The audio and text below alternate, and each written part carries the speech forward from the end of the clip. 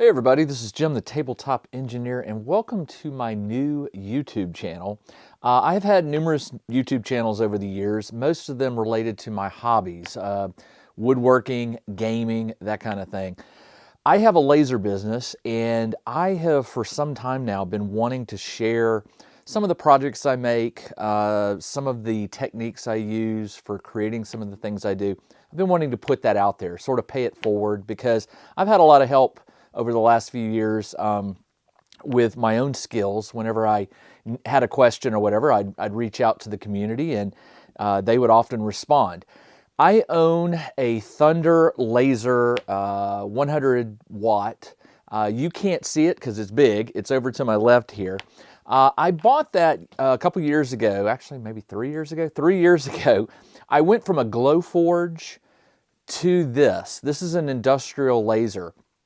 I started an Etsy business and it did well. The problem was the Glowforge just could not keep up with me. It was too slow. It was underpowered. It couldn't do things big enough that I wanted to do. So that's why I moved from the Glowforge to the Thunder. And since then, the Thunder has allowed me to do some amazing things. Now, a lot of what I do can still be done on a smaller hobby laser like the Glowforge, and there are a lot of those out there. In this video, what I'm going to do, I'm not going over every detail, and I'll put this to you that you can let me know what you'd like to see. I do not claim to be an expert at anything, but I will certainly share what I can, what I've learned in videos. So you're going to have to just tell me, what you like about this video, what you don't like, what you'd like to see more of, that kind of thing. So in this video, what I'm going to do, this intro video, I'm going to show you a new project that I just did. It is almost Halloween here in Atlanta, and I wanted to do something for the front door. My wife likes to hang wreaths on the doors, and I thought, rather than a wreath, how about something more Halloweenish? This is what I came up with. It is a 1/4 inch coffin with a vampire face on it. All this is layered, so it's 3D, and it says "Enter if you dare." It has a hanger on it, and the wood is stained with lines indicating the boards that were used to create it. I actually may do one additional thing to this, which is add some fake nails, or I may get some real ones and clip them. But I want to put some nails on it. Maybe before next Halloween. So if you'd like to see how I made this, where it started and how it got to this, keep watching. And again, if you have any questions about it, post them in the comments below and I'll do my best to answer them. Let's get to see how I did this. Okay, first thing I need to do is import the image of the vampire head into the software I use. I use Inkscape. Inkscape is kind of like Illustrator, but it's free. It's been around for a long time. They keep making improvements on it, but again, it's free. I got used to using it so long ago, I don't even remember how many years, that I'm better with it than other software. So a lot of what I'm going to show you here can be done in Illustrator or other graphics programs. Okay, the first thing I need to do is import the image of the vampire's head into the graphics software that I'm going to use. I use a free piece of software called Inkscape, one word, Inkscape. I'll put a link to it in the video description below. I use Inkscape because, like I said, it's free, but I've used it for so long that I've gotten really good with it, and I think I'm faster with it than with a lot of other apps. So what you're going to see me do here can probably be done in Illustrator, I'm sure it can, and other graphics programs. But if you're using a different one, you may have to experiment and try to figure it out. So the first thing I want to do is I want to grab the image and bring it into Inkscape, and it's going to put it on the screen.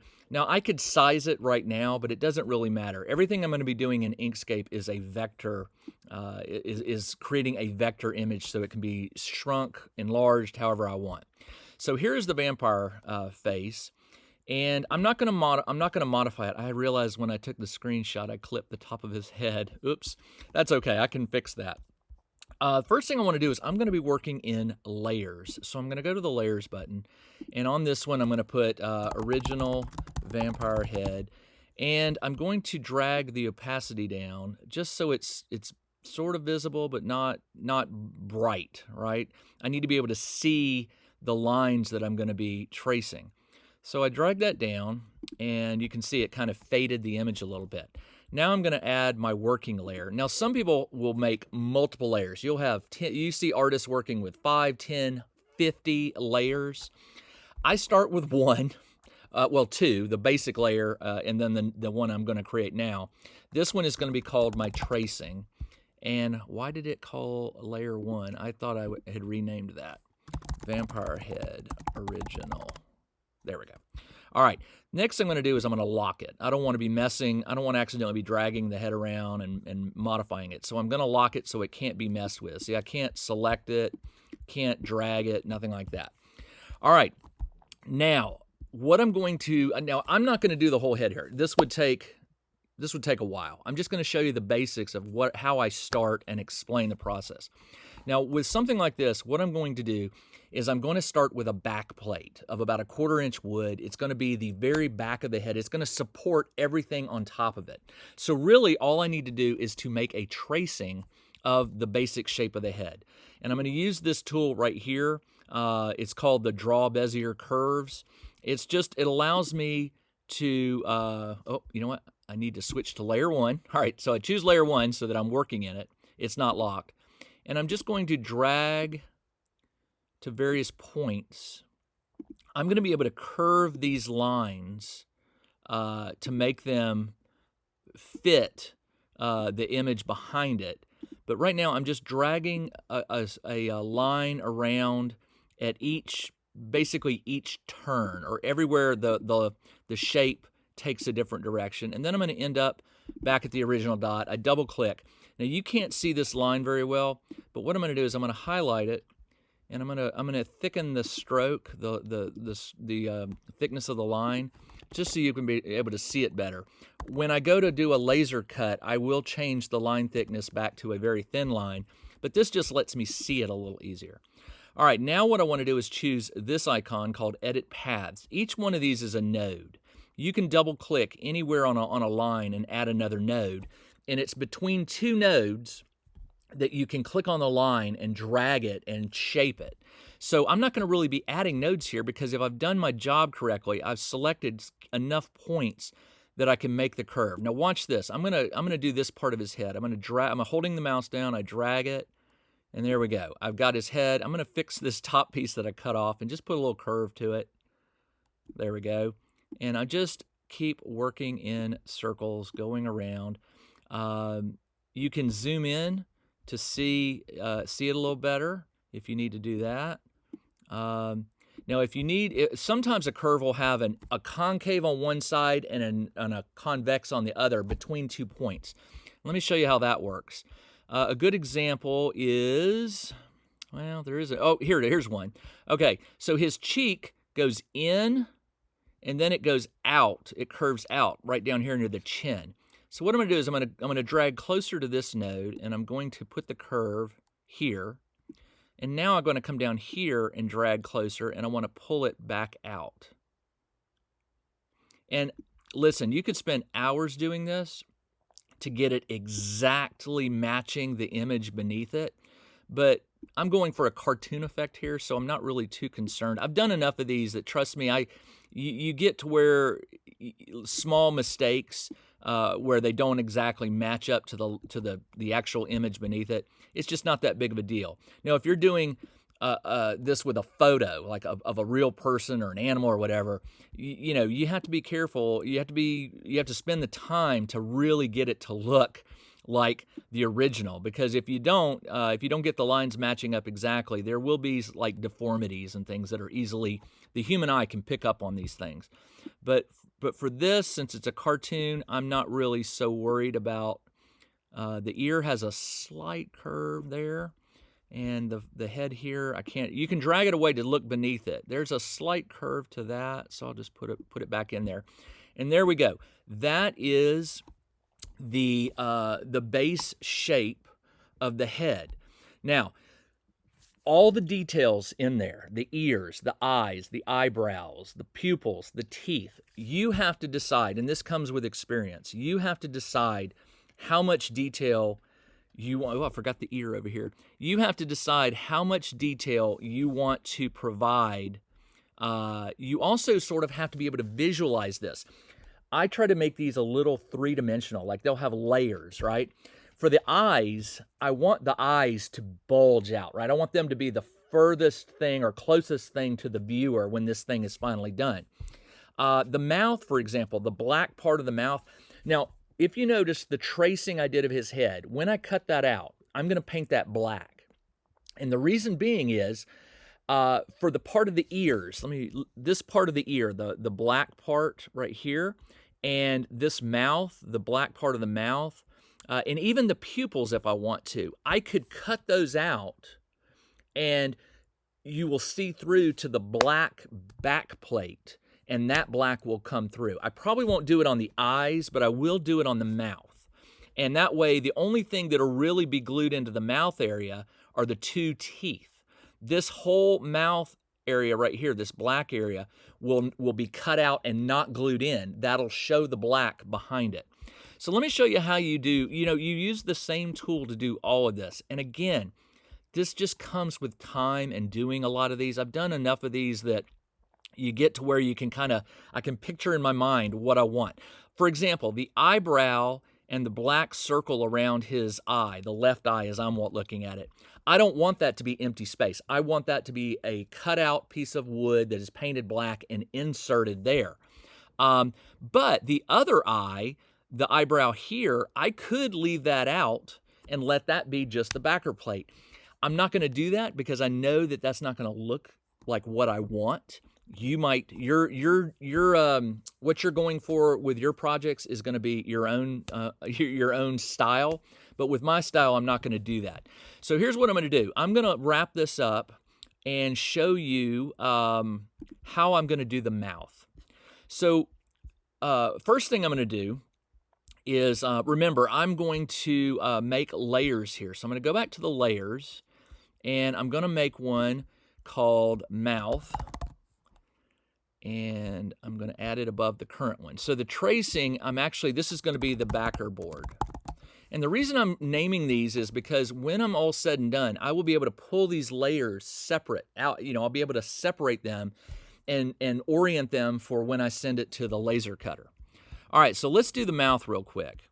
The mouth, I'm going to zoom in, and I'm just going to start here, and I'm just picking those points where it changes direction. So I'm just clicking around. And again, it's not going to be... Now here, if I go all the way over here, I could do this big curve in one shot, but a lot of times it's just easier to pick a midpoint like that and then finish it up. And you'll have to do less tinkering. Again, comes with experience. You just know that big curve kind of can be a pain. So there we go. That's, pretty good, right? You can tell I've done this a while.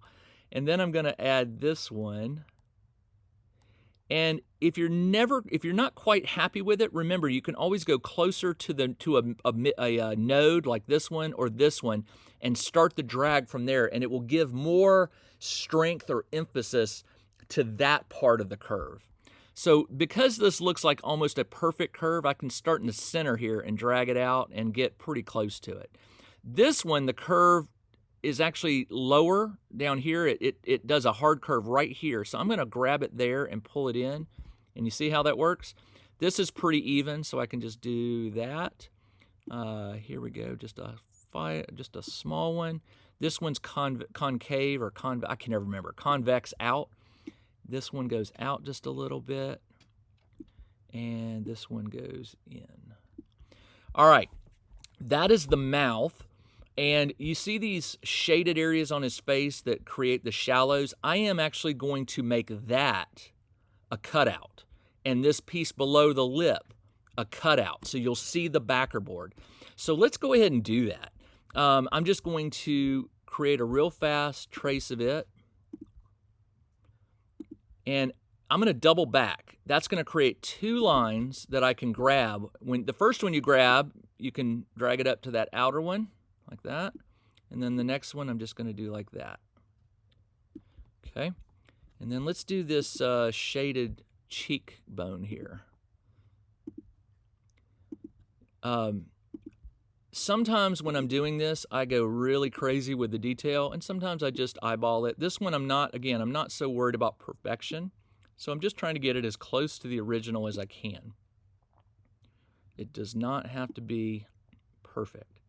Now, again, I will finish this by doing, keep in mind, the hair, this black hair right here, and there's a black section that goes around the ear and down the jawline, around to the other ear. That is all going to be one solid piece of black cut out. So what I would do, for example, is I would start here and then work my way all the way around the black curve, right? Here, here, here. And notice how it comes here and then goes down. It's a continuous black piece.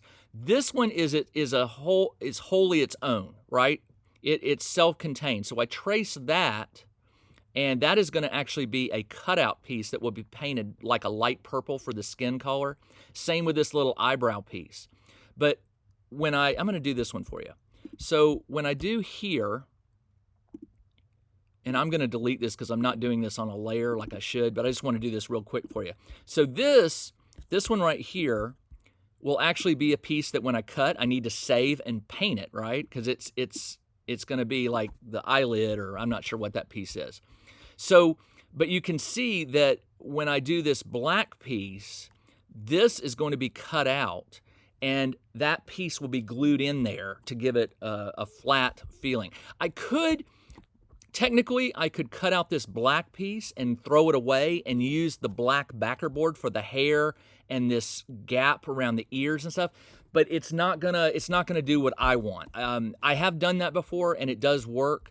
But what it's gonna do is it's gonna make these eye pieces and the nose pieces more shadowy and less three-dimensional. Again, over time, you do enough of these, you'll get to where you figure out what you like and what you don't like. All right, as always, and I haven't been doing this, you need to be saving it. You need to be saving it lots as you make changes and additions and add new lasers. Now, one last thing I want to show you. When I'm done with this, I will unlock all the layers. Like when I'm done with a backer board, I can lock it so I don't accidentally make a mistake. So I unlock all my layers, and then what I do is I highlight a layer and I select it, and then I can move it off. Well, hold on.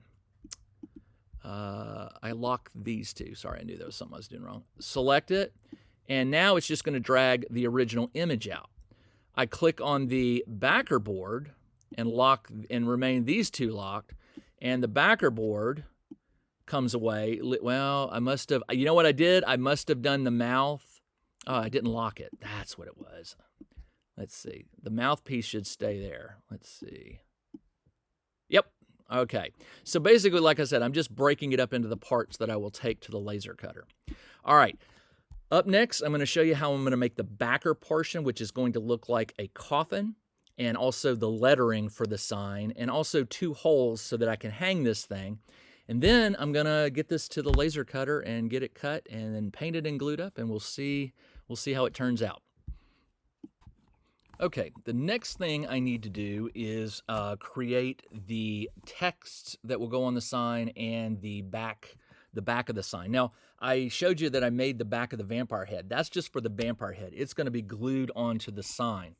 At first, when I was pondering on this, I was just going to make like a wreath circle, right? A Halloween wreath circle. And then I decided, no, a coffin would be a better fit. Now, one thing I do is, depending on the laser you have, you know the maximum sheet size of wood that you can put in there. Mine can go a bit bigger than this, but what I do is I always draw me a 2 foot by 4 foot rectangle because this helps me figure out, what my limits are for my laser. So the head of the vampire was going to fit on a 12 by 19 sheet. So what I'm going to do is I'm just going to make a 12 by 19 sheet here. 12, 19, 219, that's not it, 19. All right, and then I'm going to put this in here just to remind me. I got to be careful not to use up all my space. Now, the first thing I want to do is I want to create a coffin, and it's got to fit in there, and I'm just going to play around with the size for a moment. Let's keep it at 30 inches tall. That's just a little bit longer than 2 feet. And let's keep it at 15 inches wide. All right, so there's my basic shape that I want my coffin in. Now, how do you draw a coffin? You can use all the graphics tools here, squares, rectangles, triangles, but the easiest way that I've found is I use the Bezier tool to draw.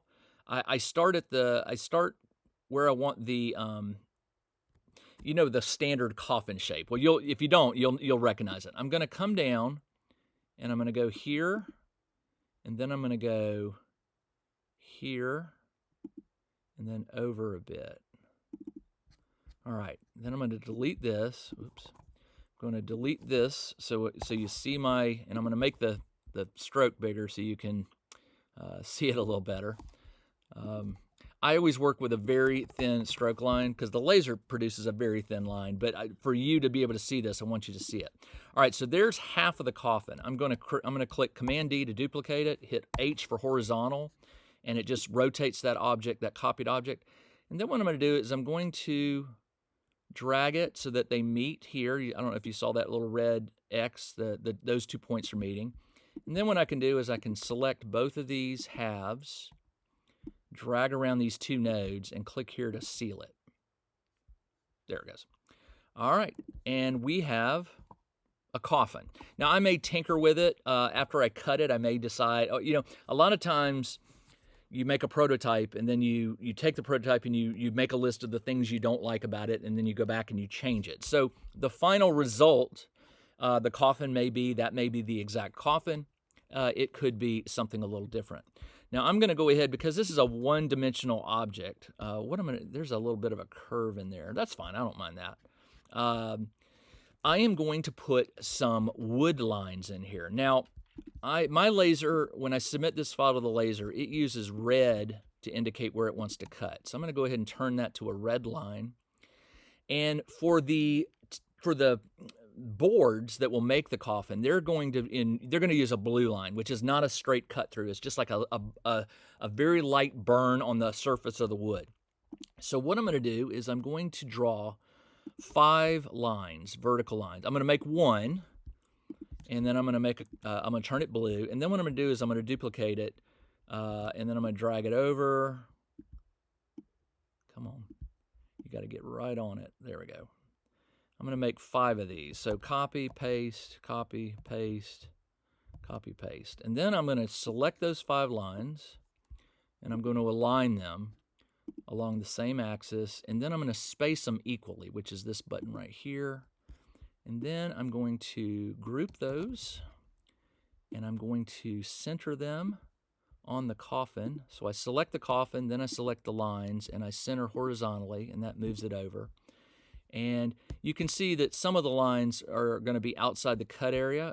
What I can do is I can select them, and then I can drag them up individually so that they don't waste. I don't want to etch on wood that's not needing it. So I'll pull these up as high as I can,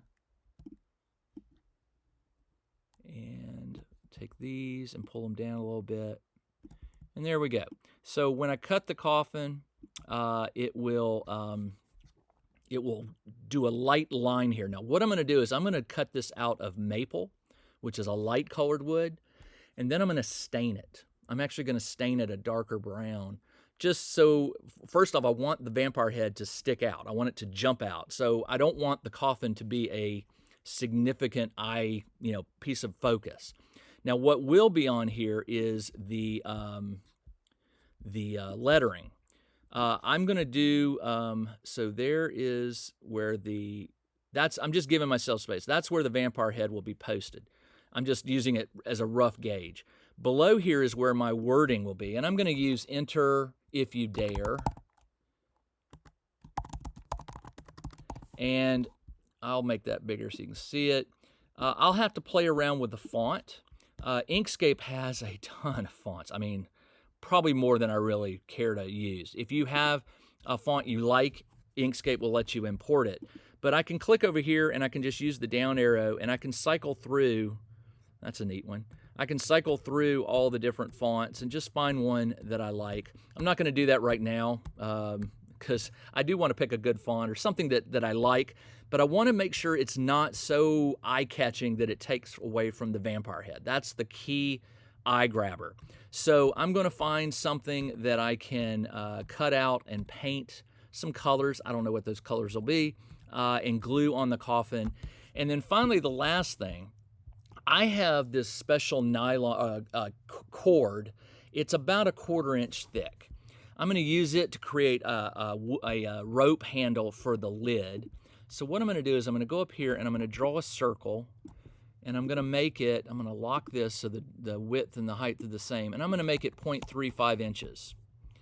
And I'm going to cut it red, so I'm going to turn it red, and I'm going to copy it, and I'm going to put it right here. Well, let's get rid of that. We don't need that anymore. I'm going to put it right there and right there. And what I'm going to do is I'm going to select these two objects. I'm going to align them on the horizontal line so they're the same. Then I'm going to group them. Then I'm going to center them with respect to the coffin on the center line, and there we go. I've got the coffin, the lines, the circles for where I will put the rope, and all I've got to do is the lettering. All right, that's it. Up next, I will probably fine-tune the vampire head and fine-tune the coffin, although I think I'm done with the coffin. I got to do the lettering. And then I'm going to send these to the laser, so hang on.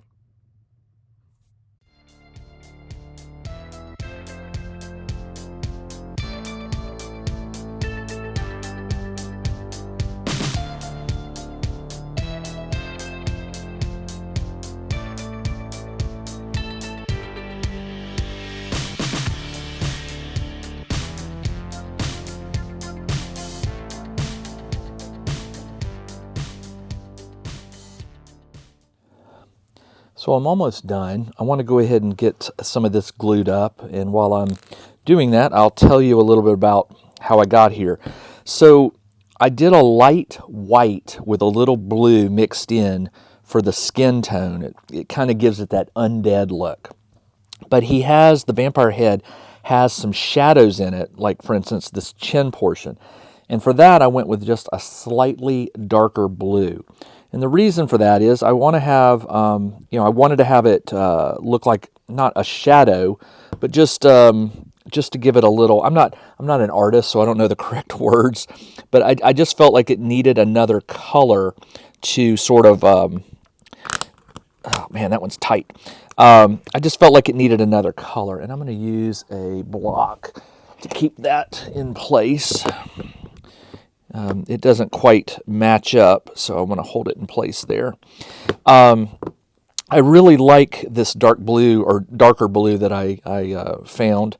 It's going to make it. It's going to give it just enough of a color variation. I wanted to have, when I do some of these, I never know quite honestly how many colors to use. Do you use 3? Do you use 10? I think what I'm doing here is I'm just trying to limit the number of colors for the skin, but you'll see in a minute with the eyes I went a little bit different.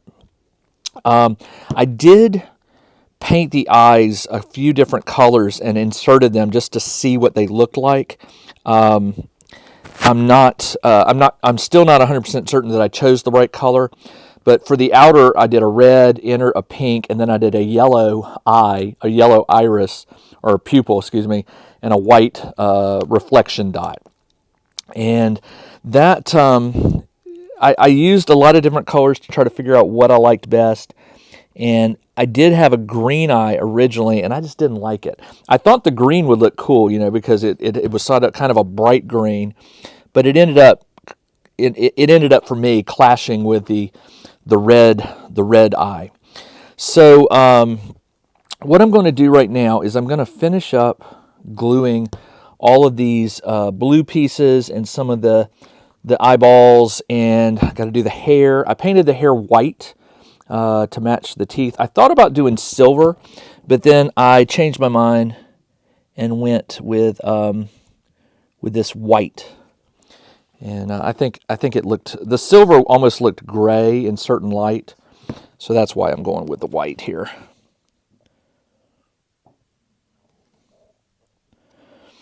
And let's see, lots of little pieces when you do something like this, and it's always best to test fit them. You know, put them in where they're going to go, just so you can get an idea if the color is going to be what you're happy with. What I haven't done yet is I haven't done the lettering. I'm not quite sure yet if I'm going to do it all one color, like maybe orange, or something different. Let's see, where does this one go? This is the one that...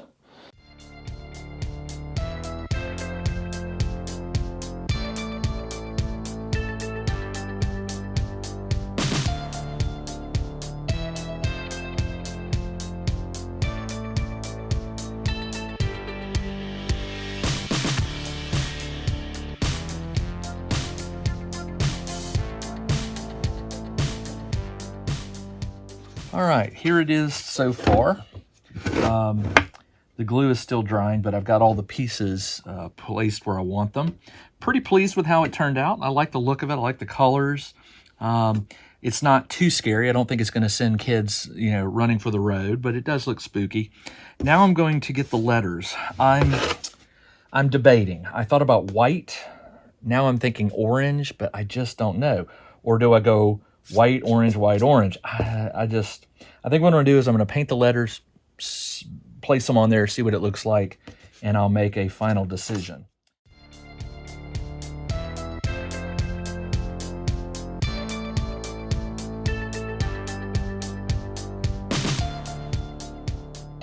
The last thing I'm going to do is put the hanger on. I'm using a bit of this cording. It's sort of it's not really blinding white. What I'm going to do is I'm going to stick the end up in here and double knot it, and that will hold it on this side. And then I'll trim down any excess that I don't like.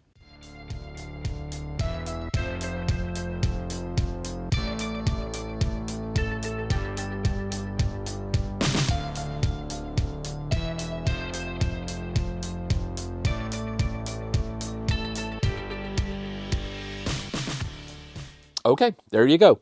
That's how I made this. It is a little labor intensive in terms of gluing all the parts, painting them, but you could do this on probably a couple of the 12 by 20 sheets of wood, maybe 3. The coffin would probably have to be done in halves and glued together because it's much longer than 20 inches. But if you were interested in making one of these of your own, I will make the file available. I have started a new storefront where I'm going to sell the files, the SVG files that I do on these videos, and so you can buy them inexpensively and make this for yourself. There will be a link in the video description for where you can find this file. All right, that's all I got. Again, my name is Jim. I call myself Jim the Tabletop Engineer. That comes from some previous gaming channels that I used to do, but the moniker has kind of stuck with me. I hope you liked my video. I will be back. Probably my goal right now is every other week. We shall see. But every other week, I'm hoping to put a new project up for you. My next one is probably going to be Thanksgiving related, maybe Christmas. I haven't decided yet. I want to make sure y'all have enough time to grab the files and make them for yourself. So this one I'm putting out, I think, a week before Halloween. So it may not be enough time for you to make one, but there's always next year. All right, again, Jim the Tabletop Engineer. If you have any questions, post them in the comments. I'll do my best to respond to them. And thanks for watching my video. Everybody, take care.